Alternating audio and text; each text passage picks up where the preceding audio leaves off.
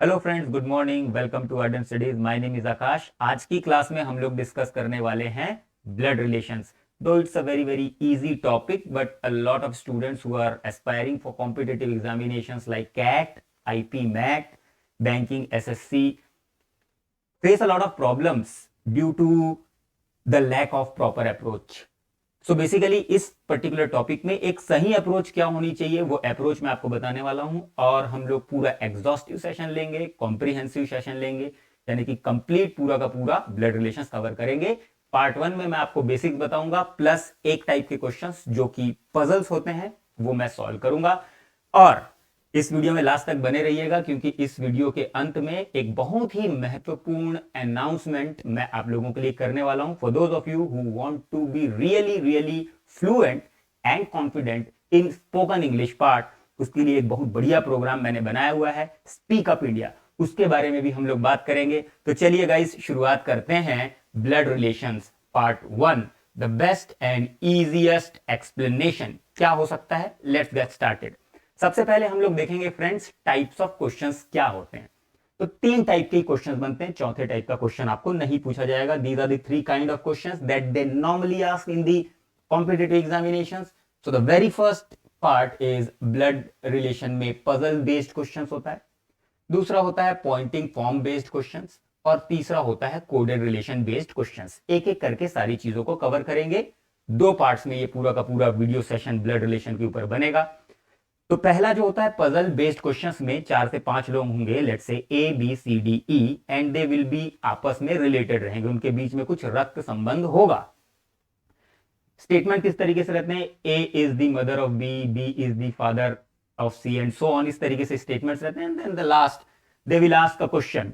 क्या क्वेश्चन पूछते हैं कि भाई ए का रिलेशन बी से बताइए, बी का रिलेशन सी से बताइए। दूसरा होता है पॉइंटिंग फॉर्म। पॉइंटिंग फॉर्म में क्या होता है? A woman pointing towards a man said that he is the brother of my father's cousin and so on. तो उनके बीच में रिलेशन निकालना, इसको बोलते हैं पॉइंटिंग फॉर्म। इसमें दो टाइप होते हैं, देखेंगे। और तीसरा होता है कोडेड रिलेशन बेस्ड क्वेश्चंस। आजकल ये थोड़ा ट्रेंडी हो गया है, स्पेशली आईबीपीएस के एग्जामिनेशन में सीमैट, महाराष्ट्र सीटी या आईएम रोहतक के लिए जो आईपी मैट का प्रोग्राम होता है उसमें नॉर्मली ये क्वेश्चंस पूछे जाते हैं। तो गाइज ये तीन टाइप के क्वेश्चंस होते हैं, puzzle based questions, pointing form based questions and coded relation based questions. ठीक है, चलिए आगे बढ़ते हैं, बेसिक कॉन्सेप्ट से शुरुआत करें। रिलेशंस क्या क्या होते हैं? बाकी रिलेशन जैसे कि husband wife, father mother, brother sister, तो आपको पता ही है। कुछ ऐसे रिलेशंस की बात करते हैं जो नॉर्मली कंफ्यूज करते हैं। तो पहला है उसमें से सिबलिंग। सिबलिंग होता है आपका भाई या बहन। वंस ब्रदर और sister is called as sibling. तो किस तरीके से बोलेंगे? He is my sibling, she is my sibling, right. अगर आप अपने भाई के बारे में बता रहे हैं तो आप बोलेंगे ही इज माई सिबलिंग। अगर आप अपनी बहन के बारे में बता रहे हैं तो आप बोलेंगे शी इज माई सिबलिंग। दूसरा होता है कजन। दूसरा होता है कजन। कजन इज अंकल्स और आंट्स सन और डॉटर। अंकल और आंट्स, सन और डॉटर। कजन जो है आपके चाचा का, मामा का, मौसा का, मौसी का, बड़े पापा का, बड़े पापा, बड़े मम्मी की बेटा या बेटी, कजन बोलते हैं। समझ में आ गया? तीसरा होता है, अब देखिए इन लॉज में थोड़ा कंफ्यूजन होता है, कोई कंफ्यूजन नहीं वैसे तो। Father in law. In law का मतलब आपकी वाइफ या आपके हस्बैंड के फादर। मदर इन लॉ का मतलब, मदर इन लॉ का मतलब आपकी वाइफ या आपके हस्बैंड की मदर। ब्रदर इन लॉ का मतलब आपकी वाइफ या आपके हस्बैंड का भाई। तो इन लॉ का मतलब वाइफ का रिलेशन, राइट। आपका डायरेक्ट रिलेशन नहीं है। ही और she is not the sibling of yours, he is brother in law, मतलब वाइफ का भाई या हस्बैंड का भाई। फिर होता है sister in law. Sister in law मतलब बहन, वाइफ या हस्बैंड की बहन। नेफ्यू एंड नीस। नेफ्यू क्या होता है? नेफ्यू होता है भतीजा या भांजा। हिंदी में अगर कहें तो भतीजा या भांजा। यानी कि अब इंग्लिश में भतीजा भांजा के लिए सिर्फ नेफ्यू यूज होता है, वैसे भतीजी या भांजी के लिए इंग्लिश में सिर्फ नीज यूज होता है। आई होप गाइस ये बेसिक रिलेशन आपको सारे अच्छे से क्लियर हैं। Sibling, cousin, father in law, mother in law, brother in law, sister in law, nephew, niece. अच्छा, कजन के बारे में एक इंपॉर्टेंट चीज मैं आपको बता दूं स्पोकन इंग्लिश के पॉइंट ऑफ व्यू से। अगर आप इंट्रोड्यूस कर रहे हो किसी कजन को अपने किसी के सामने, तो आप क्या बोलोगे? ही इज माई कजन बोल दोगे. A lot of people have a knack of saying he is my cousin brother. अब ये रिडंडेंट हो गया, राइट? रिडंडेंट हो गया. वैसे बोलने वाले सुनने वाले को कोई फर्क नहीं पड़ता, but grammar important role play करता है. क्या हमको पूरा ग्रामर जानना चाहिए? नहीं, हम लोगों को सिर्फ और सिर्फ फंक्शनल ग्रामर जानना चाहिए, जिसमें आ जाते हैं little bit of subject and verb agreement, little bit of understanding of the tenses और कुछ इंपॉर्टेंट फ्रेजेस के यूज और प्रीपोजिशंस का अंडरस्टैंडिंग. ये कुछ फंक्शनल ग्रामर है जो आपको आना चाहिए, जो हम अपनी क्लासेस में करेंगे. तो कजन यानी कि भाई, कजन यानी कि चाचा या मामा का भाई या बहन, तो ही इज माई कजन बोलेंगे, शी इज माई कजन बोलेंगे, right? He is my cousin brother बोलोगे तो रिडंडेंट हो गया. भाई कैसे रिडंडेंट हो गया, थोड़ा सा देख ही लेते हैं. ही इज माई कजन ब्रदर, अब आपने ही तो लगा ही दिया, वो तो मेल के लिए यूज होता है. अब ब्रदर बोल के रिडंडेंट क्यों कर रहे हो? Got it? I hope this is clear. वैसे कजन ब्रदर बोल दोगे तो कोई फर्क नहीं पड़ता. अ lot of people do not mind it at all. Okay, तो आई होप ये सारी चीजें आपको क्लियर है. लेकिन आज से बाद आप कभी भी he is my cousin brother या कजन सिस्टर नहीं बोलोगे, right? He is my brother, he is my cousin, और he is my, she is my cousin. That's it. चलो आगे बढ़ते हैं. Approach to solve. क्या होता है अप्रोच सॉल्व करने का? एक आइडियल अप्रोच क्या होता है? जैसा कि मैंने बताया, अप्रोच की कमी की वजह से ही स्टूडेंट्स प्रॉब्लम्स को सही तरीके से सॉल्व नहीं कर पाते और अल्टीमेटली ऑप्शन गलत मार्क करके आ जाते हैं.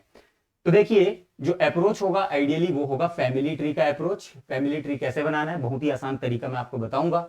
अभी फैमिली ट्री बनाने के दो तरीके हो सकते हैं, दो कैटेगरी हो सकती है. पहला, आप फैमिली ट्री बनाते हैं बेस्ड ऑन जेंडर, और दूसरा आप फैमिली ट्री बनाते हैं based on generation gap. Based on gender and based on generation gap. अभी बेस्ड ऑन जेंडर का मतलब देखिए मेल या फीमेल ही होगा. अगर कोई बंदा मेल है तो आप उसको रखोगे एक ट्रायंगल के अंदर. Let's say A is a mail, उसको आप रख लोगे ट्रायंगल के अंदर. अगर कोई बंदी है उसको आप रखोगे बी के अंदर, यानी कि सर्कल के अंदर. बी इज अ फीमेल, तो आप क्या करोगे? सर्कल के अंदर रखोगे. ए मेल है तो ट्रायंगल के अंदर, बी फीमेल है तो सर्कल के अंदर. मेल ट्रायंगल, फीमेल सर्कल, बस इतना ही याद रखो. अलग अलग कन्वेंशंस यूज करते हैं लोग इसके लिए, प्लस माइनस वगैरह एंड ऑल. मैं ट्रायंगल एंड सर्कल यूज करूंगा, आप भी यही करिए, यही सबसे इजी रहेगा. एक कन्वेंशन बना के चलिए, अदरवाइज कंफ्यूजन होगा. तो मेल के लिए ट्रायंगल और फीमेल के लिए circle. Based on generation gap. अब जनरेशन गैप मतलब क्या हुआ? जनरेशन गैप का मतलब देखिए, ग्रैंडफादर, उसके बाद फिर फादर, फिर सन, फिर ग्रैंडसन एंड सो ऑन, ऊपर से नीचे. तो बेसिकली इसमें कोई कंफ्यूजन नहीं होता. नॉर्मली इसमें कंफ्यूजन होता है और ज्यादातर फैमिली ट्री इसके बेस पे ही बनते हैं, राइट? चलिए हम लोग देखेंगे क्वेश्चंस एक एक करके. पहले हम लोग कुछ और बेसिक कर लें. कुछ बेसिक रिलेशन देखते हैं और उसके फैमिली ट्री देखा जाए. कुछ basic relations and their family tree. ठीक है, कैसे फैमिली ट्री बनाना एक बार थोड़ा सा प्रैक्टिस कर लेते हैं और उसके बाद फिर हम लोग direct straight away puzzle form में आगे बढ़ेंगे. A is the mother of B, तो किस तरीके से बनेगा इसका family tree? A is the mother of B, तो ए मदर है, A is the mother of B, तो ए को सर्कल में रखेंगे एंड बी नीचे आ जाएगा. A is the mother of B. आप इस तरीके से एरो लगा सकते हैं, कोई दिक्कत नहीं. मतलब ए का बेटा या बेटी कौन है? बी. अब A is the mother of B. A का जेंडर तो पता है, लेकिन बी का जेंडर हमको नहीं बताया है, इसलिए बी में ना तो मैंने ट्रायंगल बनाया है ना ही मैंने सर्कल बनाया है. A is the father of B. A is the father of B, वो किस तरीके से बनेगा? A is the father of B, यानी कि ए है मेल, उसको ट्रायंगल के अंदर रख लो, और बी है बी फीमेल है कि मेल है ये हमको पता नहीं है, तो बी को नीचे रख लो. और आप चाहे तो एक ऐसा एरो लगा सकते हैं, नहीं भी लगा सकते, आप लगा लीजिएगा, ज्यादा अच्छा रहेगा. आई होप ये दोनों क्लियर है. A is the mother of B, A is the father of B. आगे बढ़ते हैं. A is the sister of B. A is the sister of B. ये देखिए, A is the sister of B. तो A का gender मेरे को पता है, फीमेल है, सिस्टर है, और बी का जेंडर मेरे को पता नहीं है, तो ये अगल बगल में रख लो क्योंकि ये एक ही जनरेशन वाले हैं. ठीक है, ब्रदर एंड सिस्टर एक ही जनरेशन वाले होते हैं, राइट? अंकल, आंट, मम्मी, पापा, ये सब एक जनरेशन वाले होते हैं. ग्रैंडफादर, ग्रैंडमदर, ये सब एक ही जनरेशन वाले होते हैं. तो A is the sister of B, A के बगल में बी, बी का जेंडर नहीं पता, ए फीमेल है. A is the husband of B. A is the husband of B, तो ए और बी को तो फिर फीमेल होना पड़ेगा, यहां मेंशन्ड नहीं है, लेकिन हमने पता कर लिया क्योंकि A is the husband of B, that means B has to be female, right? अब यहां देखिए और यहां देखिए, इन दोनों में अगर आपको कंफ्यूजन अवॉइड करना है तब आप क्या करोगे, बीच में एक प्लस लगा दोगे, यानी कि हस्बैंड वाइफ रिलेशन में, स्पाउसेस रिलेशन में हमको क्या करना पड़ेगा, बीच में प्लस लगाना पड़ेगा। आई होप दिस इज क्लियर। तो अभी तक की समरी क्या है, ए में मेल है अगर तो ट्रायंगल, फीमेल है अगर तो सर्कल, और अगर हस्बैंड वाइफ है या स्पाउसेस रिलेशन है तो बीच में एक प्लस लगाना जरूर याद रखिए, अदरवाइज कंफ्यूज हो जाओगे भाई बहन है कि पति पत्नी है। ठीक है, सॉल्व करते हुए आप कंफ्यूज हो सकते हो। चलिए आगे बढ़ते हैं। A is the grandfather of B. अब देखिए A is the grandfather of B, तो ए का तो जेंडर मेरे को पता है, A is the grandfather of B. ठीक है, A is the grandfather of B, तो बी से शुरुआत करें और बी के पहले मैं बनाऊंगा फादर, राइट। अब यहां कुछ मेंशन नहीं मैटरनल ग्रैंडफादर की पैटर्नल ग्रैंडफादर, तो आप पैटर्नल ही मानेंगे, राइट। पैट्रियार्की चल रही है तो आप पैटर्नल ही माने। बेसिकली नॉर्मली जो एग्जामिनर्स होते हैं वो इतना सोचते नहीं है एग्जामिनेशन का पेपर बनाते हुए कि पैटर्नल की मैटरनल, तो बेसिकली पैटर्नल ही लेंगे अगर कुछ भी मेंशन नहीं है। अगर मेंशन है तब तो ठीक, मेंशन है मैटरनल ग्रैंडफादर तो आप पहले मदर बनाइए। तो पहले आप क्या करोगे, बी के पापा बनाओगे और फिर उसके पापा बना दोगे, क्या हो जाएगा, वो ए हो जाएगा। A is the grandfather of B. I hope guys अच्छे से क्लियर हो गया, A is the grandfather of B आपको अच्छे से क्लियर हो गया। A is the maternal uncle of B. अब मैटरनल अंकल यहां पर मेंशन्ड है तो बी मैंने बनाइए। बी का जेंडर मुझे पता नहीं, यहां पर भी नहीं था, बी का जेंडर मुझे पता नहीं, तो ना सर्कल ना triangle. A is the maternal तो इसकी मम्मी बना लेते हैं अपन, कोई होगी मम्मी, पता नहीं कौन है। मैटरनल अंकल इसका मतलब इनके कोई भाई होंगे जिनका नाम है ए, इनके कोई भाई होंगे जिनका नाम है ए। आई होप गाइज ये अच्छे से आपको क्लियर है, बीच में प्लस मत लगा देना नहीं तो गड़बड़ हो जाएगी। आई होप क्लियर है। मैटरनल अंकल बोल रहा है, मैटरनल अंकल, मैटरनल अंकल का मतलब मम्मी के भाई। आई होप क्लियर है, आगे बढ़ते हैं। दैट्स इट, इतना कर लिया। अब हम सीधे सीधे क्वेश्चंस में चलते हैं और क्या अप्रोच होना चाहिए वो मैं आपको बताता हूं। चलिए देखते हैं क्वेश्चन। क्वेश्चन टाइप 1 जिसमें पजल फॉर्म है। पहला क्वेश्चन आपके सामने है स्क्रीन पर। इन अ फैमिली, किस तरीके से अप्रोच करना है पहले मैं आपको बता देता हूं। In a family A is the husband of B, exam में कैसे करना है, in a family A is the husband of B. ठीक है, पूरा पढ़ने की जरूरत नहीं है, A is the husband of B देख के समझ में आ गया ब्लड रिलेशन है। A is the husband of B, C is the son of A and so on.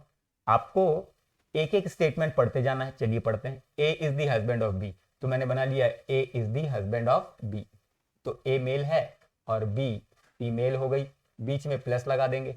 A is the husband of B, I hope clear है। C is the son of A, C is the son of A, यानी कि सी यहां पर बन गया, नीचे arrow लगा दिया, C is the son of A मतलब बी का भी सन ही है। I hope clear. D is the daughter of B, D is the daughter of B, तो D is the daughter of B, तो ये हो गया D is the daughter of B, यानी कि ये दोनों उसके बेटा बेटी हो गए, राइट, यानी कि आपस में भाई बहन हो गए, यहां प्लस नहीं लगाएंगे। तो पहला स्टेटमेंट, दूसरा स्टेटमेंट और तीसरा स्टेटमेंट भी हो गया। चौथा, F is the daughter of G. अब आप देखेंगे F is the daughter of G, ना तो यहां पर इस पूरे के स्टेटमेंट्स में अभी तक ना एफ की बात आई थी ना जी की बात आई थी, तो अभी हम लोग इस स्टेटमेंट को छोड़ देंगे। आई hope this is clear. Statement को अभी छोड़ देंगे क्योंकि इससे पहले कभी भी एफ या जी की बात नहीं हुई थी। तो अब हम लोग इस स्टेटमेंट में चलते हैं ई में, फिर हम लोग एफ में चलेंगे, right. C is the father of F, C is the father of F, तो सी जो है वो फादर है एफ का, तो एफ का फादर, अभी एफ का जेंडर मेरे को पता नहीं है तो उसके लिए मेरे को फिर ये देखना पड़ेगा। C is the father of F, यहां पर एरो लगा दिया। F is the daughter of G, इसका मतलब F is the daughter of G का मतलब ये जी यहां पर आ जाएगी, इसकी wife. F is the daughter of G, और डॉटर मेंशन कर दिया, इसका मतलब ये क्या हो जाएगी, डॉटर हो जाएगी, फीमेल हो जाएगी। आई hope this is clear and this is your complete family tree. इसमें आपको 4 क्वेश्चन पूछे कि 5 क्वेश्चन पूछे कि 6 क्वेश्चन पूछे, आपसे क्वेश्चन बन जाना चाहिए। So this is the complete family tree, this is the complete family tree. ठीक है, हो गया। अब हम लोग क्वेश्चन सॉल्व करना शुरू करते हैं।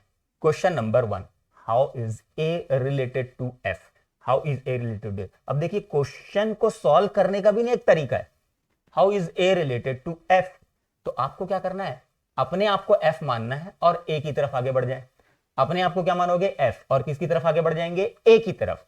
अपने आप को क्या मानेंगे? एफ, किसकी तरफ बढ़ जाएंगे? आगे ए की तरफ। तो ऑब्जेक्ट से शुरुआत करके सब्जेक्ट तक पहुंच जाओ, राइट। ऑब्जेक्ट क्या है? एफ, एफ से मेरे को ए जाना है, तो यहां पर क्या आ जाएगा?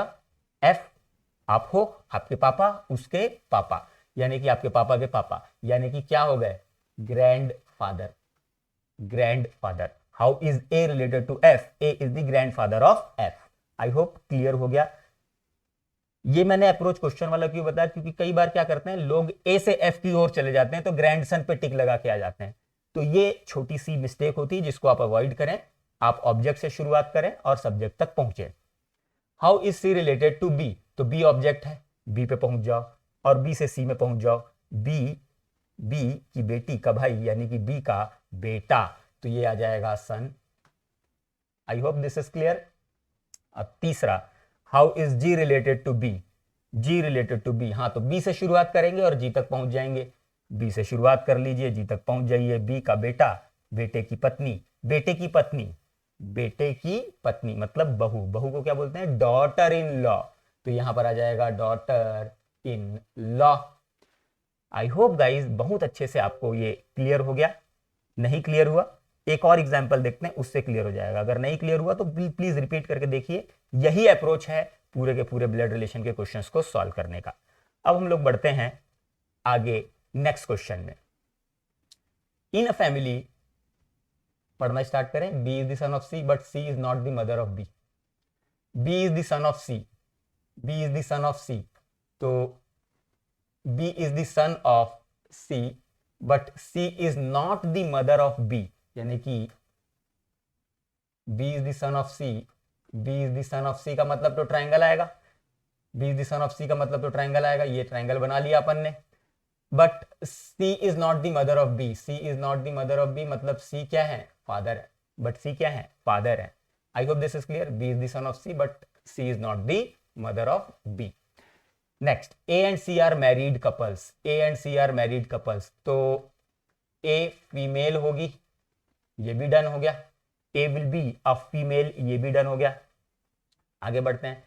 F is the brother of C, F is the brother of C, F is the brother of C, तो ये सी के बगल में एफ बना लिया।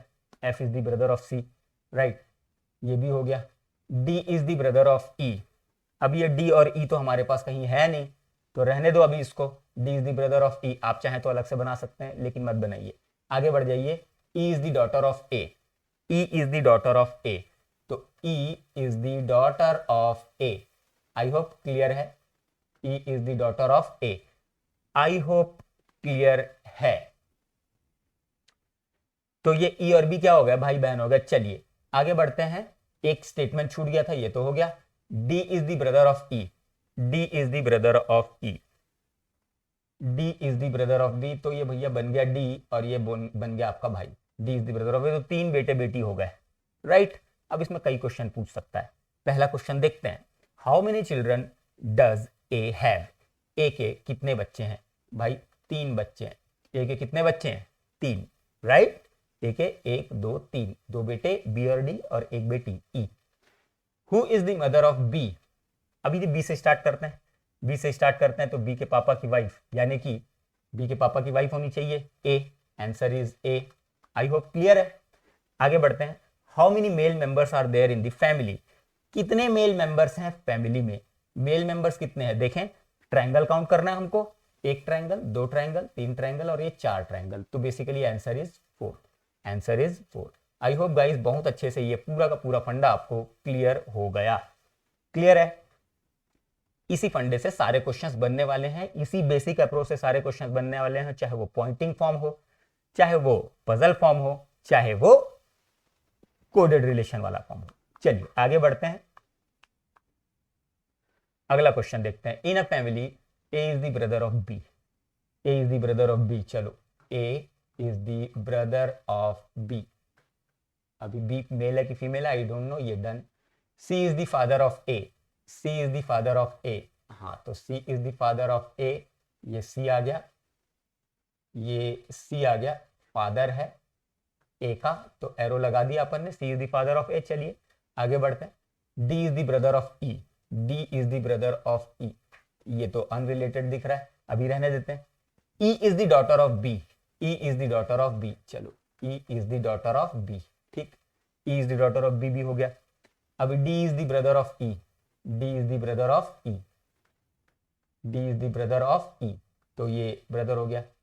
D E is the daughter of B, अभी बी का जेंडर मेरे को पता नहीं है, मेल भी हो सकता है फीमेल भी हो सकती है, यानी कि बी ई की मम्मी या ई के पापा भी हो सकते हैं।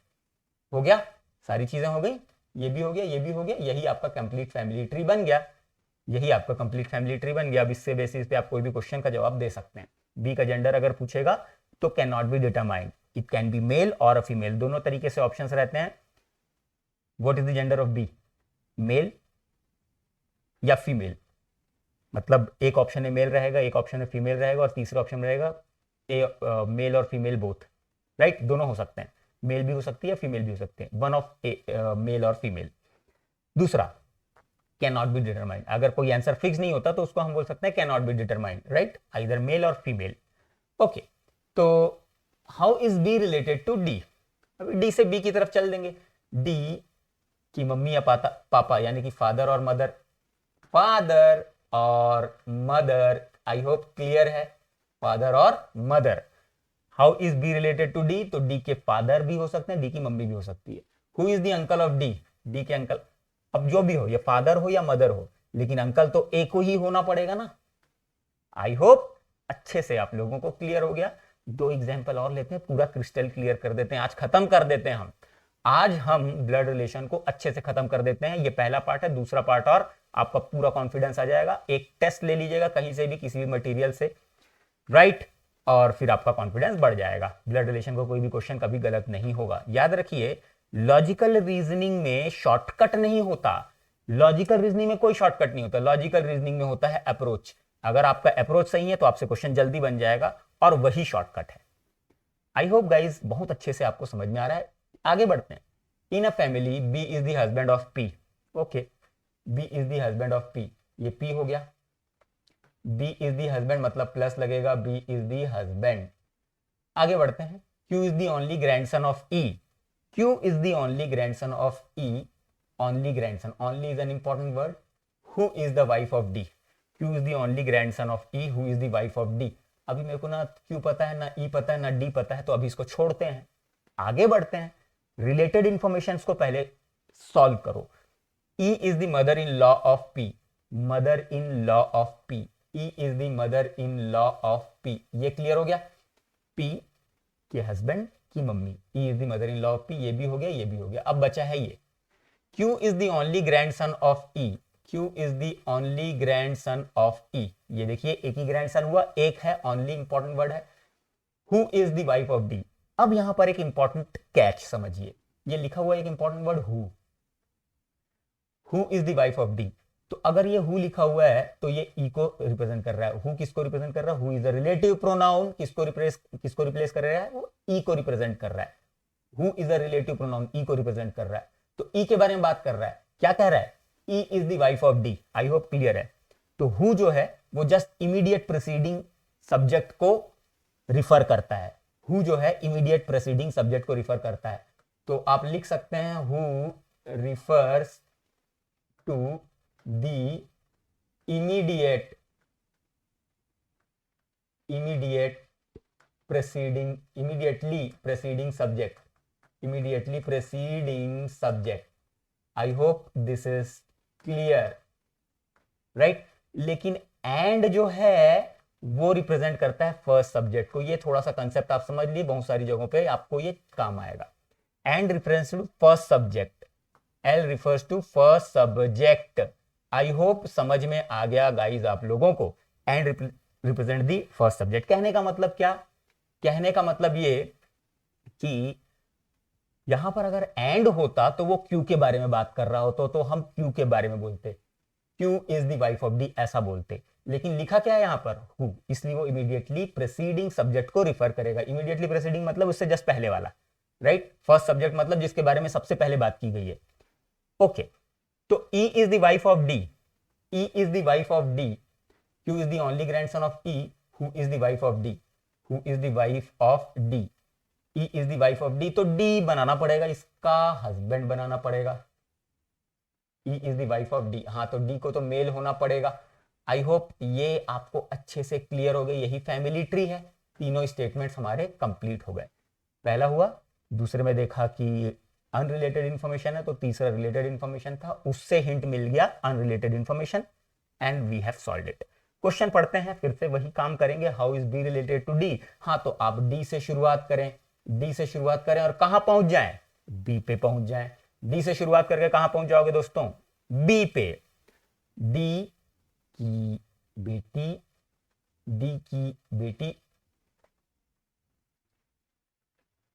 डी की बेटी नहीं है बेसिकली, यहां पर देखेंगे B is the husband of P, B is the husband of P, right, and E is the mother in law of P, E is the mother in law of P, यानी कि बेटा ये है, E is the mother in law of P का मतलब बेटा ये है।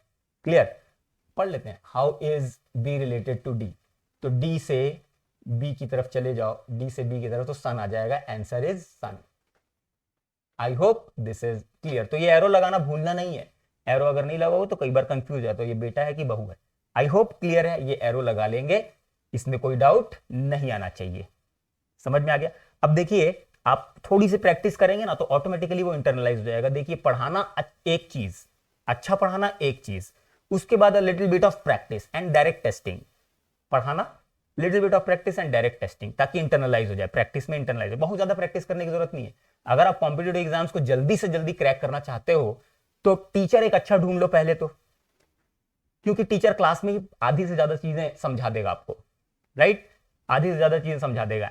और उसके बाद फिर आप थोड़ी सी प्रैक्टिस करिए, वो कुछ परसेंट हो जाएगा, प्रैक्टिस कर लीजिए, और उसके बाद सीधे टेस्टिंग में आइए और फिर उसकी एनालिसिस कर लीजिए। दैट्स इट, टेस्टिंग की एनालिसिस कर लीजिए, फिर खत्म करिए। सीधे सीधे आप अपने एनालिसिस कॉपी मेंटेन करते चलिए, एग्जाम के टाइम पे रिवाइज करके जाइए, you will crack it. I hope guys ये अच्छे से क्लियर हो गया। चलिए लास्ट क्वेश्चन की ओर आगे बढ़ते हैं। A B C D E F are 6 members in a family, number of male members is equal to number of female members. Okay, 6 members हैं, इसका मतलब 3 सर्कल्स आएंगे और 3 ट्राइंगल्स आएंगे। यहां तक क्लियर है। आगे, A and E are son of F, A and E are son of F, A triangle, E triangle, son of F। अभी ठीक है। चलिए, A and E are son of F, तो एरो लगा लेता हूं, कोई दिक्कत नहीं है। पहला statement over. D is the mother of 2, a boy and a girl. D is the mother of 2, a boy and a girl. D जो है is the mother of 2, a boy and a girl। अब ये unrelated information है, right, इसको अभी रहने देते हैं थोड़ी देर के लिए, आगे बढ़ते हैं। B is the son of A, B is the son of A, B is the son of A। तो बेसिकली एरो लगा लिया, B is the son of A में एरो लगा लिया, छोटा सा समझने के लिए, B is the son of A। अब आगे बढ़ते हैं। D is the mother of 2, a boy and a girl, D is the mother of 2, a boy and a girl। अब देखिए, mother of 2, a boy and a girl, यहां पर अगर F mother होगी तो वो तो 2 भाइयों की मदर होगी, राइट, राइट। अगर मैं F को बोलूं तो F जो है A और E 2 भाइयों की मदर है, लेकिन D किसकी मदर है, a boy and a girl। D किसकी मदर है, a boy and a girl, right. और दूसरा हिंट हमको ये मिल रहा है कि there are 3 triangles and 3 circles. इन 2 हिंट्स की मदद से हम क्या कंक्लूजन निकाल सकते हैं। देखिए, a boy and a girl, तो यहां पर हम ये बोल सकते हैं कि D is the mother of 2, a boy and a girl, D is the mother of 2, a boy and a girl का मतलब ये जो D जो है वो एक ही वाइफ है, D जो है वो एक ही वाइफ है, ये मैं कह सकता हूं। A boy and a girl, अब ये गर्ल भी है। I hope this is clear. D is the mother of 2, a boy and a girl। तो अगर आप देखें तो हमारे पास 3 ट्राइंगल हो चुके हैं और 3 सर्कल बचे हुए हैं। तो 3 सर्कल्स बना लो, ये एक सर्कल, ये दूसरा सर्कल और ये तीसरा सर्कल, और बचा कौन है वही देख लो। A हो गया, B हो गया, C बच गया है, ये C आ गया। आई होप क्लियर है, क्लियर है। आई होप ये पूरा अच्छे से क्लियर है। तो आपको इसी अप्रोच से सारे के सारे क्वेश्चंस को सॉल्व करना है, बड़ी आसानी से सारे क्वेश्चंस सॉल्व हो जाएंगे। How is C related to A check करते हैं, A से C की ओर बढ़ेंगे। How is C related to A, A ये है, राइट, उससे C की ओर बढ़ते हैं तो बेटी क्या हो जाएगा, डॉटर हो जाएगा, डॉटर। आई होप गाइज ये पहला टाइप आपको बहुत ही बढ़िया तरीके से, बहुत ही शानदार तरीके से क्लियर हो गया है, कंसेप्ट बिल्कुल क्लियर हो गया है। बाकी की चीजें आप बनाते बनाते बनाते बनाते हिट एंड ट्रायल करते करते प्रैक्टिस करिए, ज्यादा नहीं। इसमें आप 10-15 क्वेश्चन और बना लीजिए, 3-4 सेट और बना लीजिए, काफी है। इतना टाइम नहीं है हमारे पास, हमको एग्जामिनेशन जल्दी क्रैक करना है। लेकिन गाइज एग्जामिनेशन तो जल्दी क्रैक करना है एक टाइम लिमिट के अंदर, लेकिन ऐसा कभी नहीं हो सकता कि आप इंग्लिश 24 घंटे में सीख जाएं। ऐसा कभी नहीं हो सकता कि आप इंग्लिश 30 दिन में सीख जाएं। मैं खुद हिंदी मीडियम का स्टूडेंट हूं और मैंने इंग्लिश कैसे सीखी, हिंदी मीडियम का मैं स्टूडेंट रहा और फिर इंजीनियरिंग मैंने की और उसके बाद फिर मैं एमबीए एंट्रेंस एग्जामिनेशन इंस्टीट्यूट में पढ़ाने लगा। वहां पर काफी अच्छी क्वालिटी के स्टूडेंट्स, डीपीएस भिलाई के स्टूडेंट्स में आते थे, उनको पढ़ाना पड़ता था। अल्टीमेटली मौका मिला कि मैं इंग्लिश भी पढ़ाऊं। पहले मैं मैथ्स पढ़ाता था और रीजनिंग पढ़ाता था, फिर मौका मिला कि इंग्लिश भी पढ़ाऊं, तो इंग्लिश मैंने पढ़ाने की शुरुआत की एंड देयर आफ्टर डेवलप की मैंने अपनी स्किल्स को, reading, writing, listening, speaking, talking, group discussions, personal interview. तो उसका एक सिस्टमैटिक तरीका मैं बिल्कुल लेमन पॉइंट ऑफ व्यू से आपको समझा सकता हूं, लेकिन आपको रखना पड़ेगा पेशेंस। वही कोर्स मैं लेकर के आ रहा हूं। स्पीक अप इंडिया एक बड़ा कोर्स है, लंबा कोर्स चलेगा, right from the day one आपको ज्वाइन करना पड़ेगा। सिस्टमैटिक कोर्स है, कॉम्प्रिहेंसिव कोर्स है, बड़ा ही सिस्टमैटिक है, scientifically developed, scientifically designed course है। और मेरे साथ बने रहिएगा, आपको इंग्लिश मैं सिखा के रहूंगा।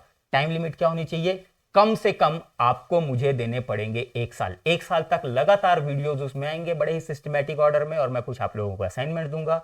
All the videos would be recorded videos. तो आप प्लीज अपने फ्रेंड्स को, फैमिली मेंबर्स को, और जिनको भी ऐसा लगता है कि इंग्लिश की वजह से पर्सनैलिटी में कहीं ना कहीं एक लैक है, एक इंफीरियोरिटी कॉम्प्लेक्स डेवलप हो गया है, उनको आप ज्वाइन करवाइए। और मेरा ये दावा है कि मेरे साथ बने रहिए कम से कम 1 साल, और आप लोगों की इंग्लिश मैं सुपर सॉलिड बना के रख दूंगा। सारी चीजें होंगी। ऑलराइट, तो चलिए गाइज, आज की क्लास की समाप्ति यहीं पर करते हैं। I hope you have enjoyed this video. Please like this video and share it to your friends as much as possible. Thank you.